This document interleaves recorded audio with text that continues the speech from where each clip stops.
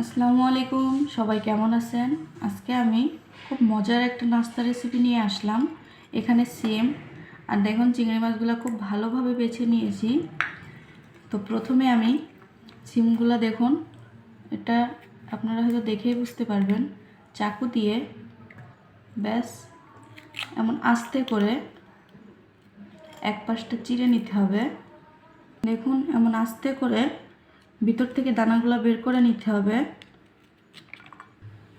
ব্যাস আমি সবগুলাই এমন করে নেব, পুরাটা কিন্তু চিড়ে ফেলা যাবে না, জাস্ট হালকা একটু চিড়ে দানাগুলো বের করে নিতে হবে। দেখুন সবগুলা সিম কিন্তু আমি খুব সুন্দরভাবে দানাগুলো বের করে নিয়েছি।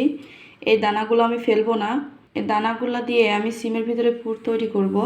প্রথমে আমি চিংড়ি মাছগুলো দিয়ে দিচ্ছি, সিমের যে দানাগুলো ছিল সেগুলোও দিয়ে দিচ্ছি, সামান্য হলুদ গুঁড়া দিয়ে দিচ্ছি, স্বাদ মতো লবণ দিয়ে দিলাম। ব্যাস সবগুলো খুব ভালো করে আমি একটু ভাজা ভাজা করে নেব। চিংড়ি মাছের সিমের দানাগুলো সব খুব ভালো করে ভেজে নিয়েছি। এবার আমি এগুলো সব খুব ভালোভাবে একটু ব্লেন্ড করে নেব। সিমের দানা আর চিংড়ি মাছ দেখুন খুব সুন্দর করে ব্লেন্ড করে নিয়েছি। এবার আমি এতে অল্প কাঁচামরিচ দিয়ে দিচ্ছি, কিছু কাঁচা পেঁয়াজ দিয়ে দিচ্ছি আর সামান্য ধনিয়া পাতা দিয়ে সবগুলো এবার একসঙ্গে খুব ভালো করে মাখিয়ে নেব। এবার এখান থেকে আমি অল্প অল্প করে নেব আর এই যে সিমের ভিতরে আস্তে করে দিয়ে দেব। কাজটা খুব সাবধানে করতে হবে, তা না হলে দেখা যায় সিমটা ফেটে যেতে পারে। ব্যাস এভাবে দিয়ে চেপে দিতে হবে। দেখুন সিমের ভিতর পোর ভরা হয়ে গেল। এভাবে আমি সবগুলা করে নেব। দেখুন সিমগুলার ভিতরে খুব সুন্দরভাবে পুর ভরা হয়ে গেছে। এবার আমি এটা এক সাইডে রেখে দেব। এখন আমি বেসনটা খুব সুন্দর করে মাখিয়ে নেব। প্রথমে আমি লবণ দিয়ে দিচ্ছি, এরপর পরিমাণ মতো হলুদ গুঁড়া দিয়ে দিলাম। ব্যাস এবার অল্প অল্প করে পানি দেব আর খুব সুন্দর একটা ব্যাটার তৈরি করে নেব।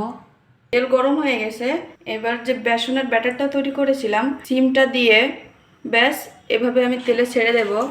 দেখুন সিমের চপগুলা কিন্তু খুব সুন্দরভাবে ভাজা হয়ে গেছে। এবার আমি সবগুলা উঠিয়ে নেব। দেখুন সিমের ভিতরে পুর ভরা চপটা আমার একদম রেডি। তো আপনাদের একটা দেখাই আসলে কতটা সুন্দর হয়েছে। দেখুন কি সুন্দর নরম আর সফট হয়েছে ভিতরে, সিমটা একদম সিদ্ধ হয়ে গেছে। ব্যাস সন্ধ্যাবেলা যদি এমন গরম গরম নাস্তা রেসিপি থাকে তাহলে কিন্তু সন্ধ্যাটা জমেই যাবে। তো কষ্ট করে আমার ভিডিওটি দেখার জন্য অসংখ্য ধন্যবাদ। আশা করি ভিডিওটি আপনাদের কাছে ভালো লেগেছে। তো অবশ্যই আমার পাশে থাকবেন। আসসালামু আলাইকুম।